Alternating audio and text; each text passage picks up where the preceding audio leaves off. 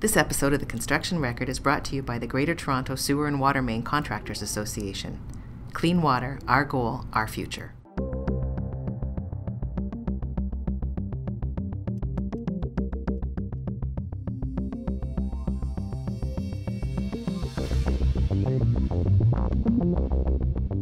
Hello everyone and welcome to episode 96 of the Construction Record podcast. This is Vince Versace, National Managing Editor of the Daily Commercial News and Journal of Commerce, joining you today.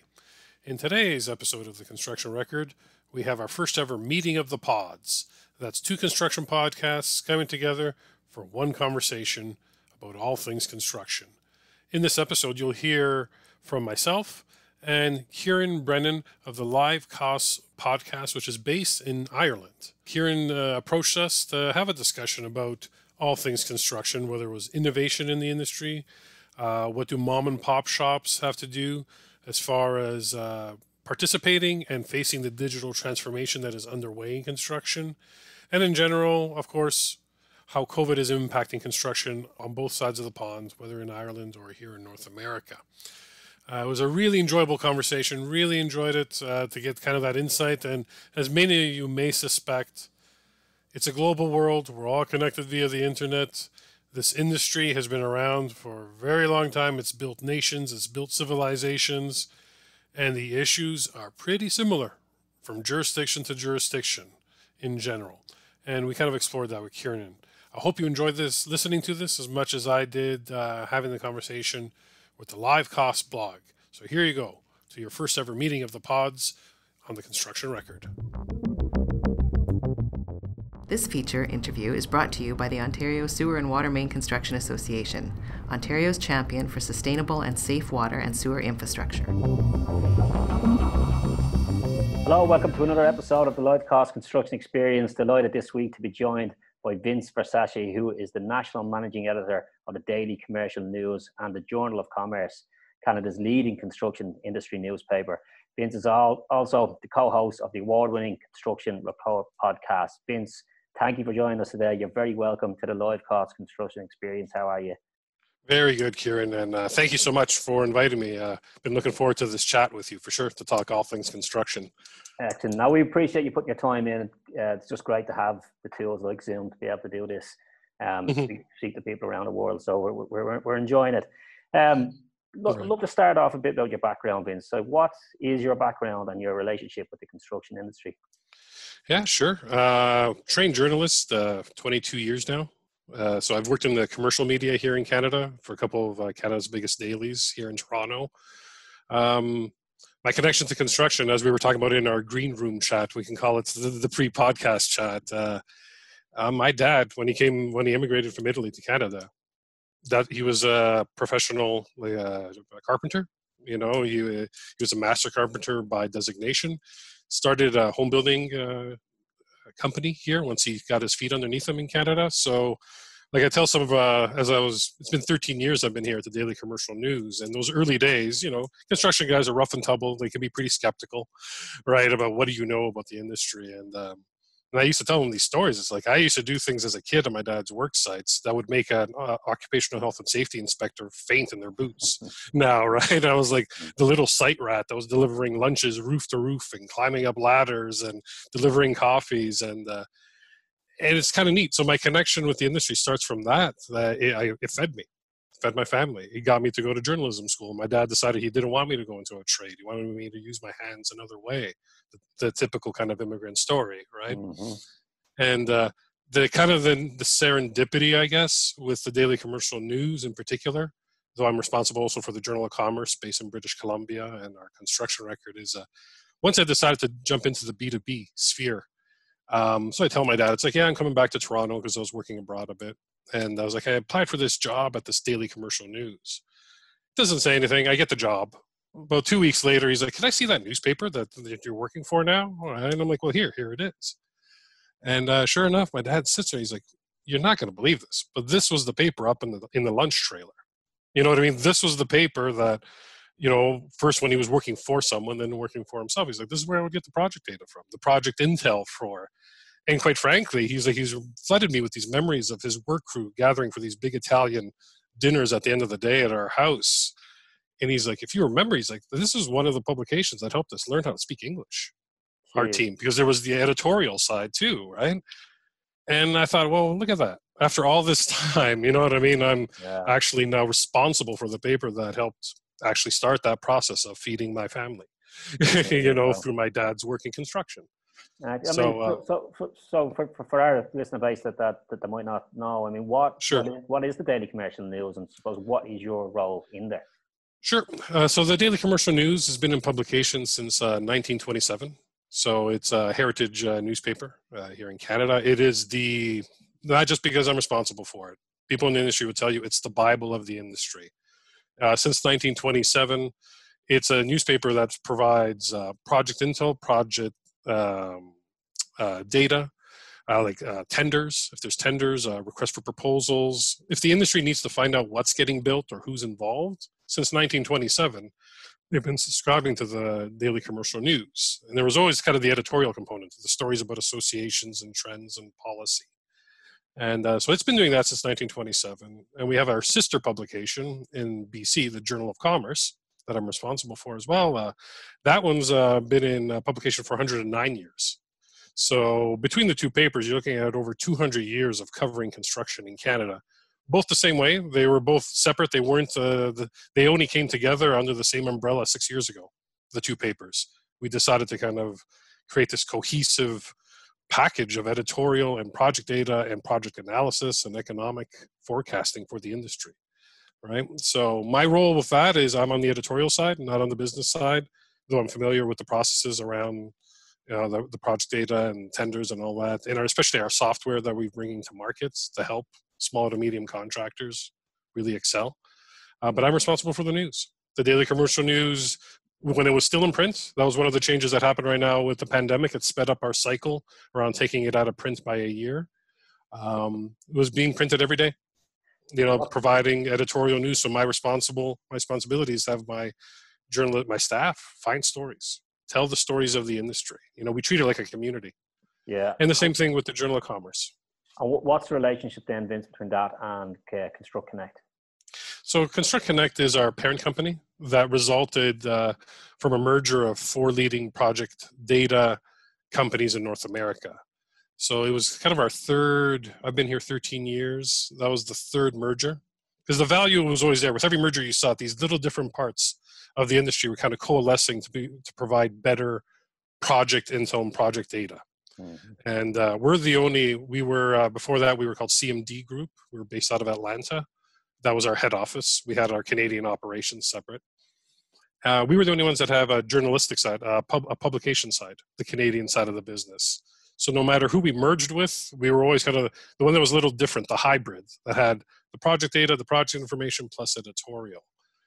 So Construct Connect was as a result of the most recent merger. And it's really taken off because each of the 4 players that came together provided individually a different service to a contractor or a sub-trade or an owner in the construction cycle. Yeah. And now we combined the 4. We were 4 of the 5 leading ones in North America to create Construct Connect. We kind of have, I guess, like our belief, our elevator pitch is we're the one place. We want to be the one place that if you're going to build, you're going to connect with the people you need to build properly, efficiently, smartly. And the bonus is you get all this great editorial as well, right? Yeah. On top of all that else, those other little tidbits, and with live costs, for some of my listeners that may not be familiar, could you tell them a little bit more about yours? Yeah, company? Sure. I mean, so live costs comes from the way we best describe live costs is we scratch our own itch. I mean, myself and my brother had our own contracting company in Australia, and we had issues, I suppose, understanding. I mean, we were definitely on the smaller side, but we had issues understanding where we made money. So, I mean, we could look into the bank account and we could say, "Oh, that looks okay. Let's keep moving." And the tracking of projects we relied so heavily on Excel and accounting softwares, and the problem with Excel, and first of all, it doesn't move. It's open to manual error, and it requires me going in there at the end of each day or week to populate information. By the time I put it in, it's probably probably gone anyway. The data has changed since the time I gathered it, the time I put it in. So we really struggled with that, Vince, to be honest, and we went looking for products that might be able to fix that for us. And the closest we found were accounting packages, but the accounting packages had been built for your butcher, baker, candlestick maker, and they didn't have a construction focus. So our, I suppose, solution to that was, why don't we build it ourselves? And we built a piece of technology for, to manage some costs in our own company. I mean, when I say technology, I use that very loosely at the start.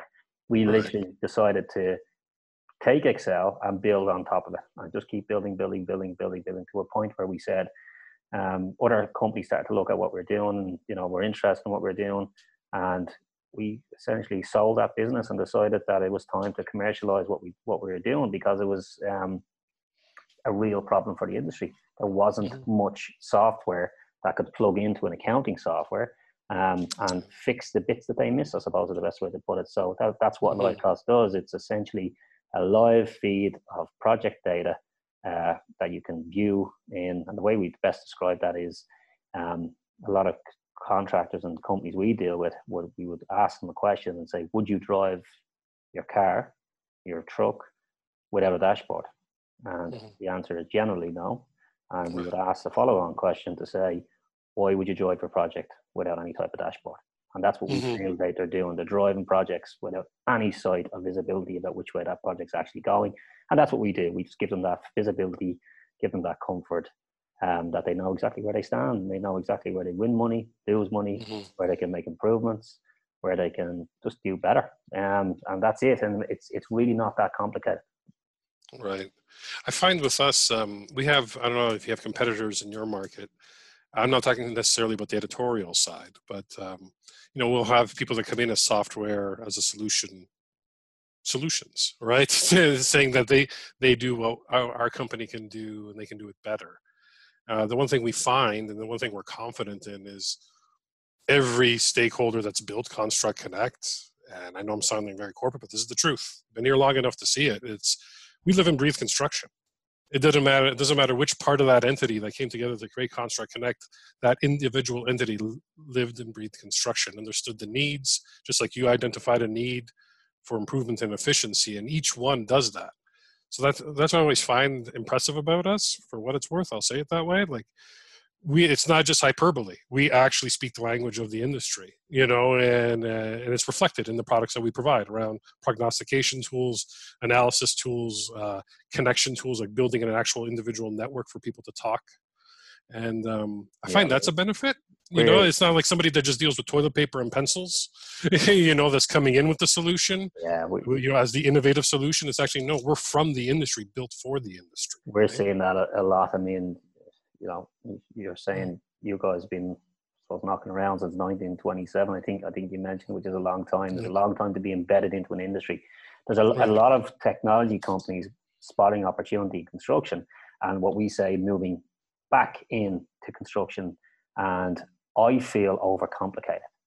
Right. And where I think construction tech companies are winning, and I think where we're having some success early on, is we come from a construction up point of view, where technology is just what we're using to solve the problem. We're not looking at technology and saying, that's a really, really cool piece of technology, we should push that into construction. They'll use that. But when we look at it the opposite way, and we say, actually, what's the problem here? Let's map the problem out. Is there a technology out there that could potentially speed that, or fix that process, or make that process some simpler?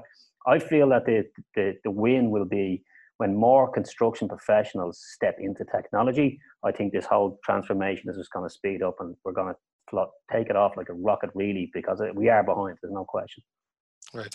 Well, I know, and as we were chatting, I know you were talking about our recent, during our green room chat for our listeners, we were talking about one of our recent podcasts, which was on the daily, on the construction record side. That was our industry innovations podcast. Yeah, that's exactly the what I wanted to explore, because it's a bit of an arc. We're going to have a second part as well. I wanted to talk to the folks that actually bring in the innovation to construction, and for them to share their lessons learned.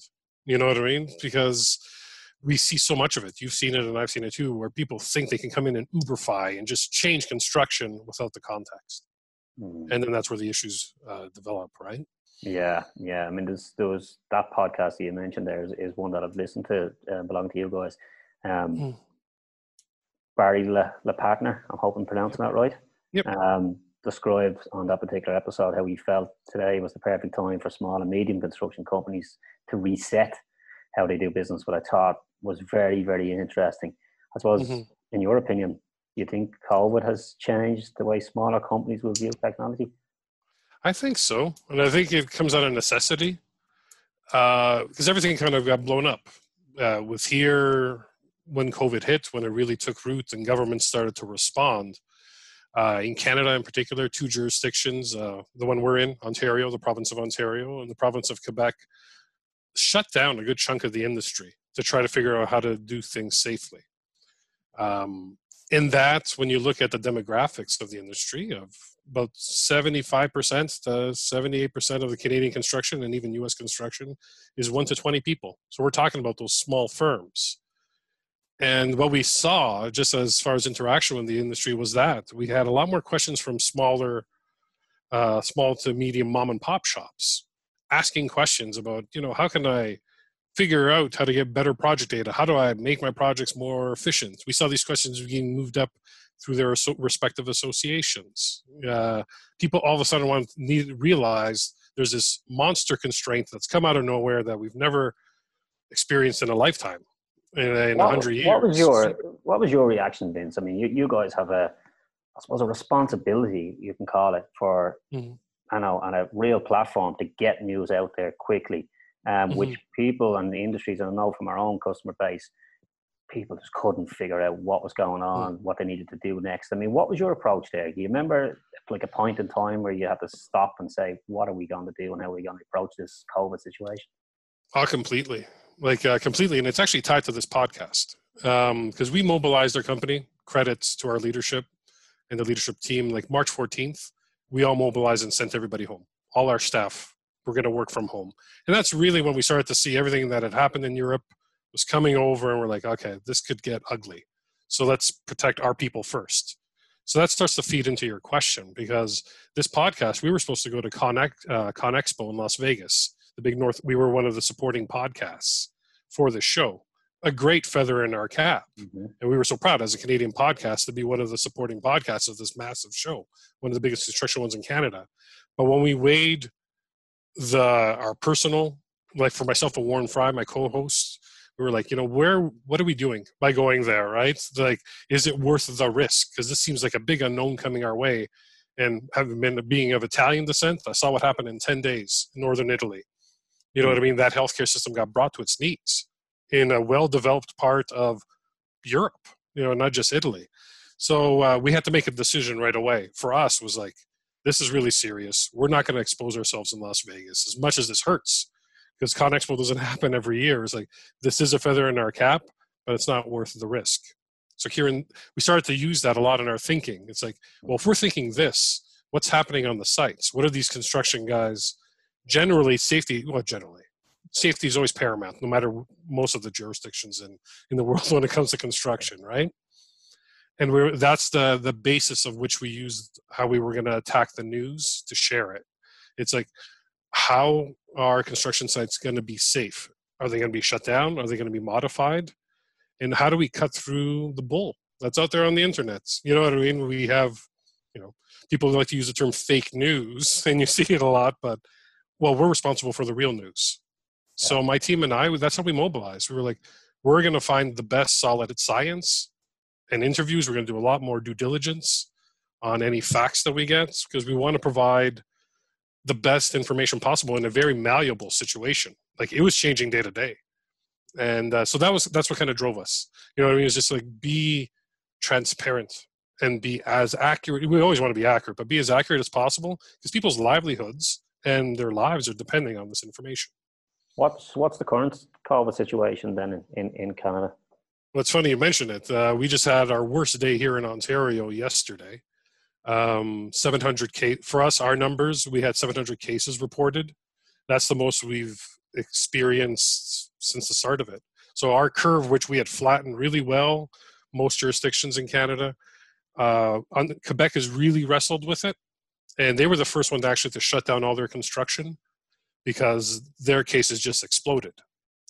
And right now, again, their cases have exploded again. Yesterday, Quebec decided to put 3 of their major cities and regional areas in it's called Code Red, where they're reinstituting a lot of restrictions around restaurants, bars, theaters, gatherings. No private gatherings beyond just your family are allowed. Ontario's taking a bit of a different approach because we're at 700, about 35 cases behind Quebec. We're still kind of hoping to rely on people's good behavior, it seems like, with every number. But I'll tell you, here in the last 5 days have been eye-opening for us because we had really flattened that curve that everybody talks about. And we've been seeing the cases climb to 200, then to 300, then to 400, 500. When the number dropped yesterday, 700, it really froze quite a few of us in our tracks because we're not used to those numbers. Yeah.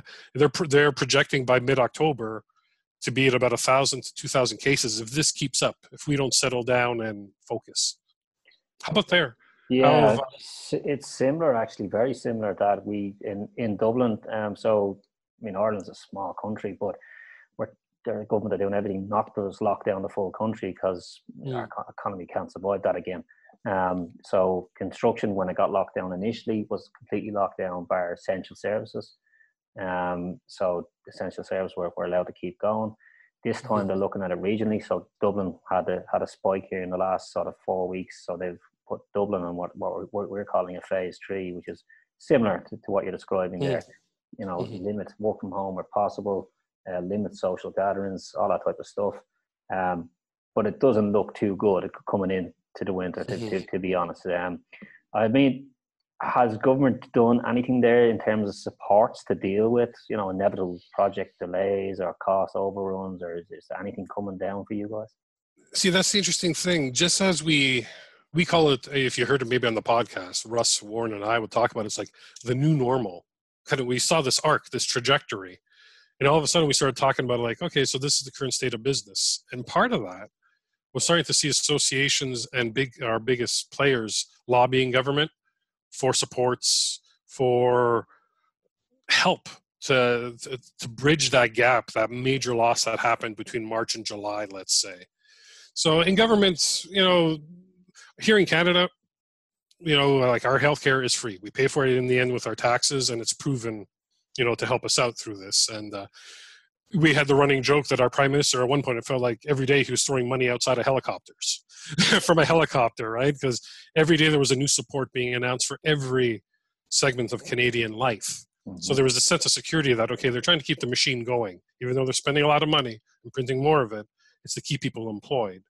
So some of the supports, in particular, like there was a subsidy that the government created for companies if they were losing more than 40% of their business. So instead of shutting down or furloughing their staff, they could apply for the subsidy so they could keep their businesses running, fully maintained with the full number of staff. So that wasn't just a construction solution, but it helped construction companies, some of them. Interesting, because that's a complete replica of our own subsidy. We had an exact replica of that wage subsidy where pretty much everybody could just apply in and sort of bridge the gap, I suppose. Best way to put it. And I mean, a lot of the talk with our companies here is without that, we would have seen a big increase in unemployment. Like we just wouldn't have been able to cover wages. Yeah, like the unemployment numbers were staggering considering all the help, and provincially the jurisdictions, because healthcare is a provincial responsibility here in Canada. So the 3 biggest provinces are Ontario, Quebec, and BC, which happen to be the 3 biggest construction markets. BC were the first to deal with COVID and really flattened the curve early. So we didn't see a lot of major job losses or project impacts there. But in Ontario and Quebec, there were some significant job losses. Like Quebec lost about 109,000 construction jobs when everything started to shut down. When they shut everything down to try getting control, about 109,000 jobs were lost. And in Ontario, it was around just under 94,000 construction jobs lost. Now, the interesting thing is the peak was, as everything was coming back to the new normal, we saw a clawback of that of about 61%. About 61% of those jobs came back in those 2 jurisdictions. And here we are in the second wave. Essentially, the leaders of both Ontario and Quebec yesterday admitting that we're in the second wave now. And the second wave, I don't know how it's been there with Ireland. Like, we had a lot of consternation and thought here around schools. What do we do? I know in my household, we had the same thought. Like, are we going to send our child back to school, considering the vulnerable people in our family that are immune compromised? And a lot of people dealt with that question. So here we are in the second wave. We're seeing numbers already come up. We've thrown kids back into school. And we're almost waiting like for the next bomb to go off in the middle of this wave. As our premier said yesterday, is it going to be a tsunami or a wave? It's up to the public to decide what to do. And construction right now isn't necessarily worried about the shutdown, because for what it's worth, we haven't reported here in Ontario any COVID-related illness from a construction site. Yeah. You know, we saw some outbreaks of COVID in some of the energy construction projects in Alberta. And those are interesting because they're very, and I don't mean transient in a negative way. Those resource projects attract a lot of people from across Canada. So the few outbreaks that happened, you know, you had these workers going back home to other jurisdictions and bringing COVID with them. But we didn't see any major outbreaks resulting from that. So we feel like the whole industry kind of dodged a bullet a little bit the first time around. So how about there? Was there anything related to sites themselves? Like, yeah, I mean, there was major challenges around just implementing the right health and safety procedures. And I mean, one of the biggest things was trying to implement social distancing on a construction job site. I mean, it's a difficult challenge.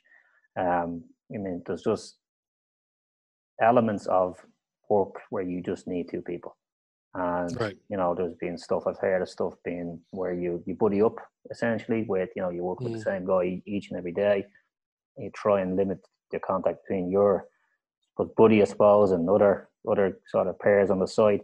It's difficult. I mean, I really don't envy the task of, we have a COVID-19 compliance officer that must be on all job sites here. So each site got to have your COVID-19 compliance officer. But I mean, it's a difficult task. It really is. It really is. Right. And how can we implement social distancing on job sites? I mean, there's just going to be certain tasks that you just can't do it. Yeah, and that's the challenge we saw with, especially with Toronto. You know, depending on which stat pack you look at, you always hear Toronto has the most cranes up in the world right now as far as construction sites. We have 94 cranes up. And I bring that up is because one of the initial impacts we saw of COVID on these work sites were and some of the workers were reaching out to us, you know, letting us know, it's like the lineup for the elevators to get up to go do work on the 20th story, the 30th story.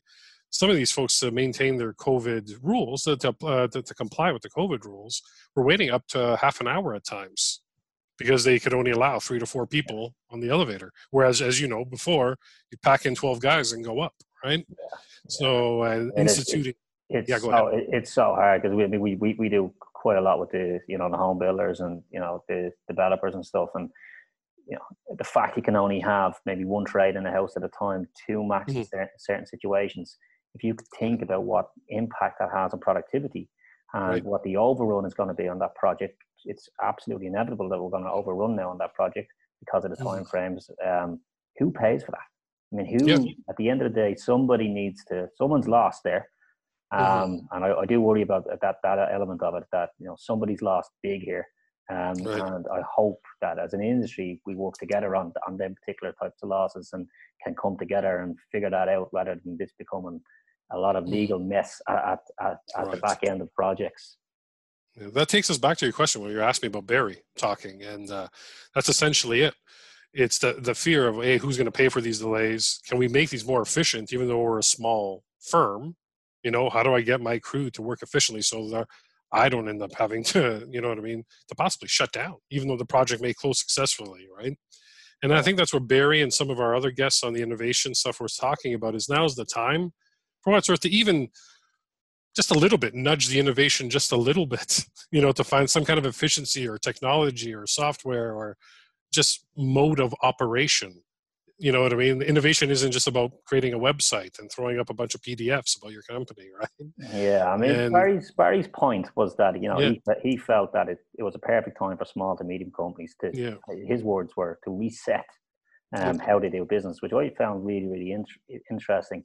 When you look at construction technology, it's generally what I'd say a top-heavy technology industry, whereby a lot of the tier one companies have great technology available to them.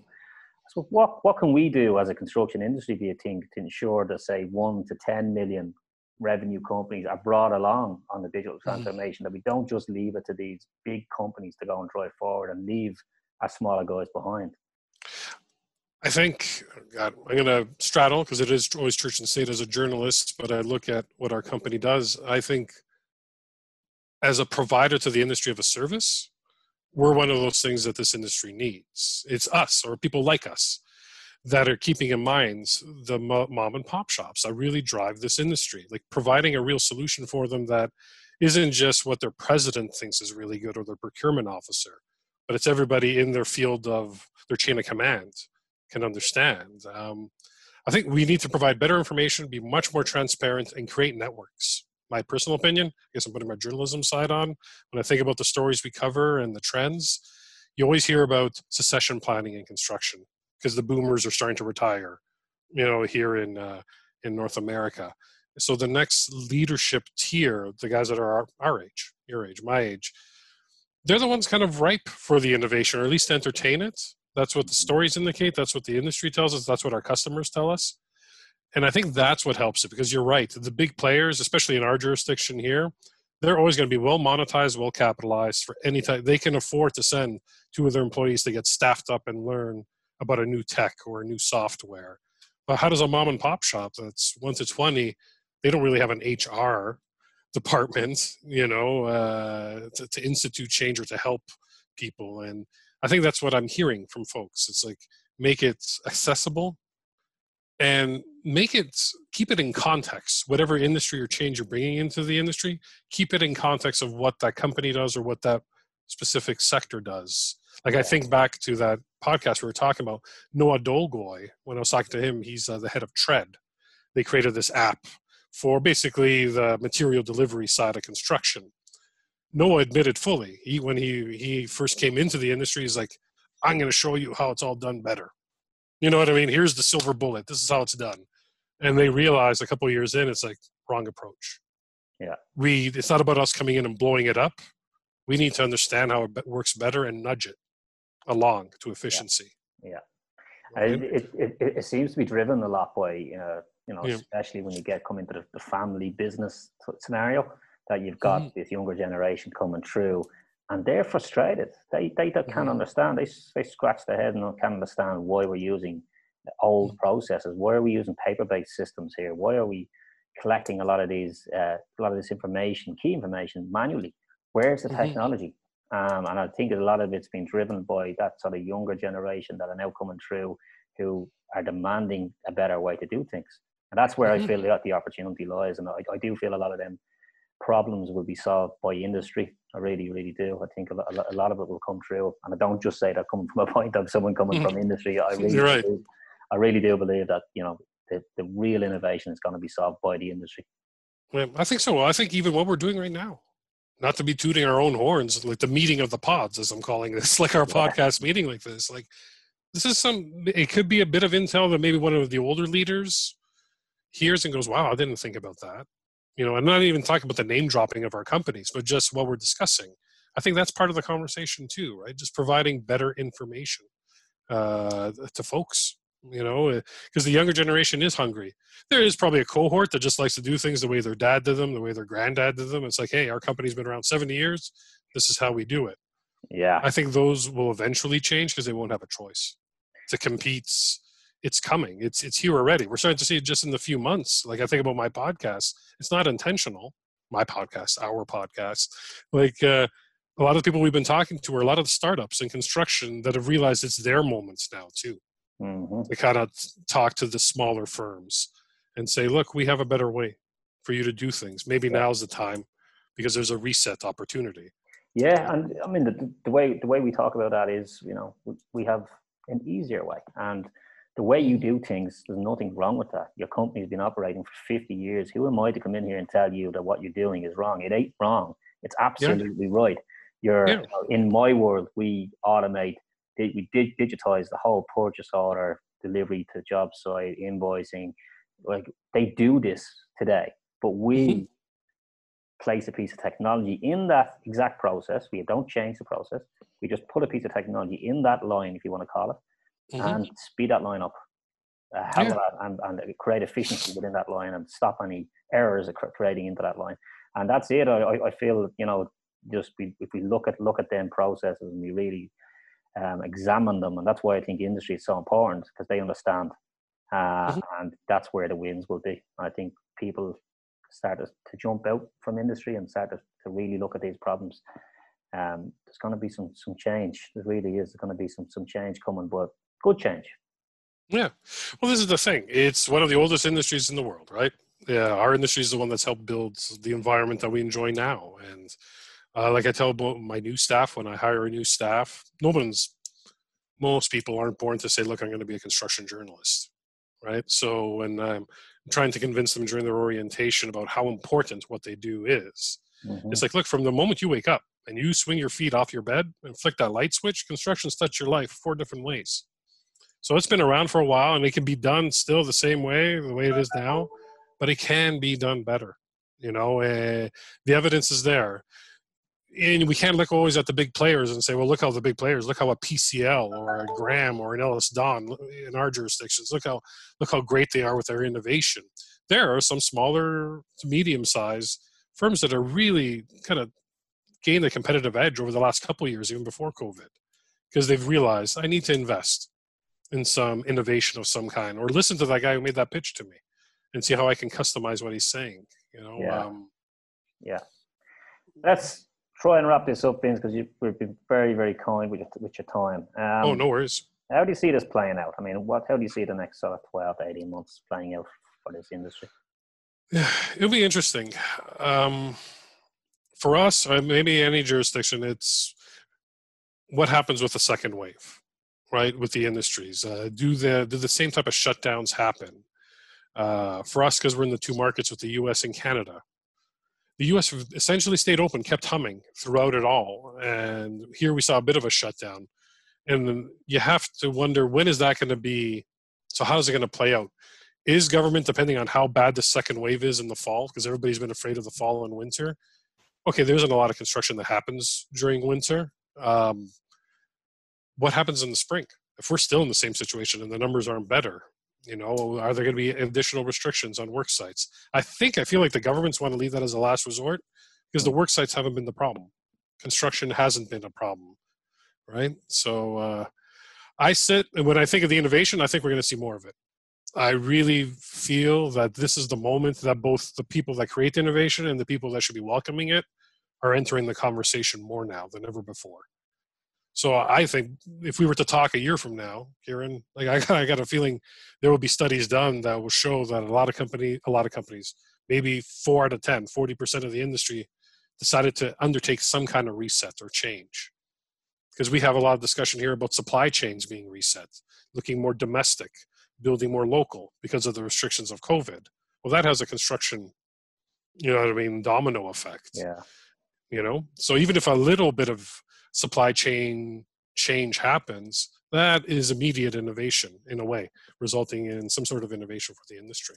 Yeah, well, it will be good to check in 12 or 18 months' time and see what local innovations are going on there, and hopefully we can share that so others can learn, I suppose, from them experiences. How can people learn more about you, Vince, the podcast, and the Daily Commercial News? Sure. The Daily Commercial News, find us on the web. You can either type in DCN-ONL.com, and it'll take you to our paper. You can also find the Journal of Commerce at JOCONL.com. There's a podcast tab on our homepages, and that's where you can find the construction record. You can also find the construction record on Google Play, iTunes, Spotify, YouTube, and Libsyn, our podcast provider. And you can also listen to it off our website as well. And we're on Instagram as well, so we share a lot of information about our podcast episodes there. Yep. So, and how about for my listeners, as far as live costs, how can they learn more about it? Yeah, we're livecost.com. Same, we host all the podcasts on the website, so just jump onto livecost.com and go to our podcast, and you'll find a bunch of stuff going on there. So we don't do any sort of, tailored content where we just stick to like construction technology and that's it, or, health and safety, that's it. We literally just go across the board. If it's construction and it's interesting, it goes on. That's essentially our sort of view of the podcast. So yeah, you just jump on to lloydcost.com, see it all there. And it's the same usual stuff over LinkedIn and Instagram and Facebook and all that type of stuff. It's just search lloydcost.com. All the tools in the toolbox, to use the metaphor, right? That we're all using, right? So. Okay, let's wrap it up. Vince, thank you very much. No, thank you very much, Ciaran. That was awesome. Really enjoyed that. And good luck with everything. Thank you. You too. Thanks, Vince.